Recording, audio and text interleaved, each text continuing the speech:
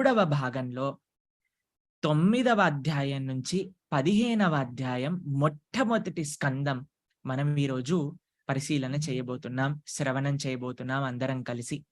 మనకి పోయిన వారం మనం చెప్పుకున్నప్పుడు కొన్ని అద్భుతమైన విషయాలను మనం ప్రస్తావన చేసుకున్నామండి. శ్రీమద్ భాగవతం యొక్క మాహాత్యం, అలానే ఎటువంటి నేపథ్యంలో శ్రీమద్ భాగవతం అవతరించింది, అలానే నైమిషారణ్యంలో శౌనకాది ఋషులందరూ కూడా సూత గోస్వామిని అడిగిన 6 ప్రశ్నలు, 6 ప్రశ్నలకి సమాధానంగా సూత గోస్వామి చెప్పిన అన్ని సమాధానాలన్నీ కూడా మనం చూసాం. దాని తర్వాత మనం ఎలా అయితే పరీక్షిత మహారాజు వారి యొక్క ఆవిర్భావ నేపథ్యంలో భాగవతం ఎప్పుడు రచించబడింది అని చెప్పే ఒక నేపథ్యంలో సూత గోస్వామి చక్కగా అద్భుతంగా నారదుడు వ్యాసుడు మధ్యలో జరిగిన విషయాలన్నీ కూడా ప్రస్తావన చేశారు. దాని తర్వాత అశ్వత్థామని ఎలా శిక్షించారో ఆ విషయం గురించి ప్రస్తావన చేశారు. దాని తర్వాత ఉత్తర గర్భంలో ఉండే మన పరీక్షితుడిని కృష్ణుడు ఎలా కాపాడాడో కూడా ప్రస్తావన చేసుకున్నాను లాస్ట్ టైం. అలానే చిట్ట చివరిగా కుంతీ మహారాణి యొక్క ప్రార్థనలతో మనం ముగించుకున్నాం. కాబట్టి ఈ వారం పూట అక్కడి నుంచి స్టార్ట్ చేసుకొని మళ్ళీ ముందుకెళ్దాం. మనం విన్నామండి, అలా కుంతీ మహారాణి ప్రార్థన చేసింది కృష్ణుణ్ణి. తర్వాత కృష్ణుడు రథం ఎక్కి బయలుదేరాలి అనుకొని బయలుదేరుతుంటే యుధిష్ఠిర మహారాజు వచ్చి, ఓ కృష్ణ, మమ్మల్ని వదిలేసి వెళ్ళ కృష్ణ, మాతోటి ఉండు కృష్ణ, ఎవరు అనుకుంటారు చెప్పండి కృష్ణుణ్ణి.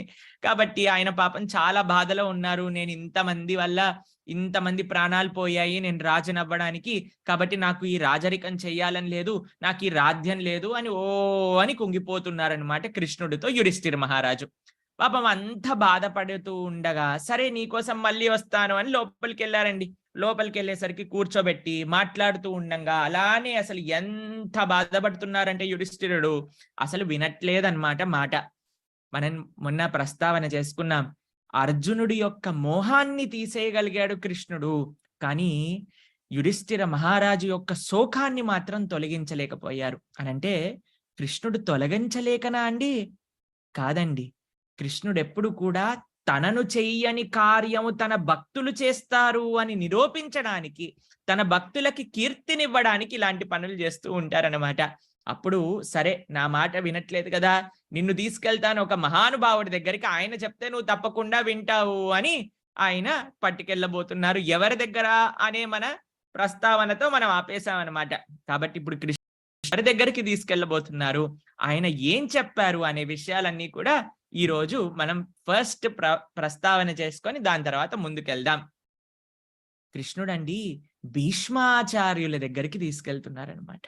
అప్పటికి అంపశయ్య పైన పడుకున్నారు భీష్మాచార్యులు కురుక్షేత్ర భూమిలో. ఇక్కడ నుంచి అందరినీ కూడా తరలించి కురుక్షేత్రానికి తీసుకెళ్తున్నాడనమాట కృష్ణుడు యుధిష్ఠిర మహారాజు, అర్జునుడు, భీముడు, నకులుడు, సహదేవుడు, వీళ్ళందరితో పెద్ద పెద్ద మహర్షులందరూ కూడా, వ్యాస, దౌమ్య, వీళ్ళందరూ కూడా బయలుదేరి వెళ్ళారండి. ఎప్పుడైతే భీష్మాచార్య